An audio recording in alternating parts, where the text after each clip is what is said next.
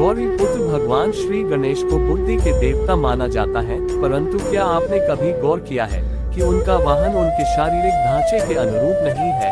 अगर आपका ध्यान इस ओर गया है तो आपके मन में भी ये ख्याल अवश्य आया होगा कि उनका वाहन किसी बलिष्ठ जीव को होना चाहिए था, फिर उन्होंने चूहे को ही अपने वाहन के रूप में क्यों चुना? इस बात का तार्किक उत्तर तलाशे तो पता चलता है कि चूहे में भी बहुत उत्कंठा होती है, जिसकी वजह से वह हर वस्तु को काट छांट कर उसके भीतर क्या है ये जानने की कोशिश करता है, और भगवान गणेश भी उसे ही बुद्धि प्रदान करते हैं, जिसमें उत्कंठा कूट कूट कर भरी हो। परंतु सिर्फ यही कारण नहीं है, मूषक का भगवान गणेश का वाहन बनने के पीछे भी एक बहुत ही रोचक कथा है। एक बार की बात है, देवराज इंद्र अपनी सभा में सभी देवगणों से साथ किसी गंभीर विषय पर बात कर रहे थे। उनकी सभा में देवताओं के साथ साथ गंधर्व एवं अप्सराएं भी मौजूद थी। इधर बाकी सभी लोग देवराज इंद्र की बात बड़े गौर से सुन रहे थे और साथ ही अपना बहुमूल्य मत भी दे रहे थे, परंतु सभा में क्रौंच नाम का एक गंधर्व भी मौजूद था, जिसका ध्यान वहां हो रही चर्चा के बजाय वहां मौजूद अप्सराओं पर था। चंचल स्वभाव के क्रौंच ने उन अप्सराओं के साथ हंसी ठिठोली करना शुरू कर दिया। पहले तो देवराज इंद्र ने उसकी इन हरकतों को नजरअंदाज किया, परंतु जब उसकी हरकतें हद से ज्यादा बढ़ गई तो उन्होंने क्रौंच को इशारों में समझाया, परंतु उस समय क्रौंच उन्माद में डूबा हुआ था।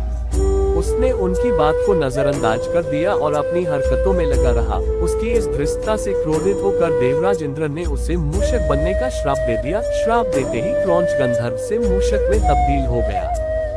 मूषक बनते ही इधर उधर भागना और उत्पात मचाना शुरू कर दिया। उसकी इन हरकतों से देवराज इंद्र का क्रोध और बढ़ गया। उन्होंने फौरन से उसे देवलोक से बाहर फेंकने का आदेश दे दिया। उनका आदेश पाते ही द्वारपालों ने मूषक को स्वर्ग लोक के द्वार से बाहर फेंक दिया। वहां से फेंकते ही वह सीधा पराशर मुनि के आश्रम में गिरा।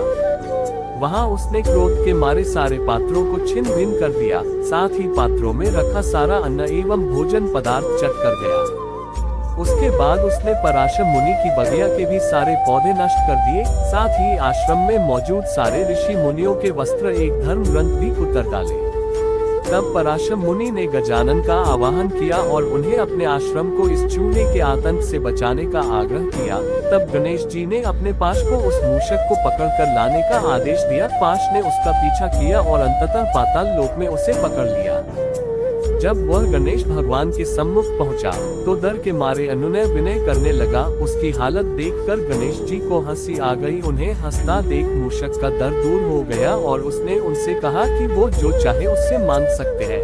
ये सुनकर गणेश जी ने कहा, ठीक है, फिर तुम मेरे वाहन बन जाओ। उसने कहा, ठीक है, और गणेश जी उसके ऊपर विराजमान हो गए। उनके वजन के कारण उसे अपनी सांसें रुकती सी महसूस हुई। तब उसने उनसे अपने प्राणों की भीख मांगी और कहा कि प्रभु मुझे इतनी शक्ति दे कि मैं आपका भार वहन कर सकूं। तब गणेश जी ने तथास्तु कहा और तभी से मूषक गणेश जी का प्रिय वाहन बन गया।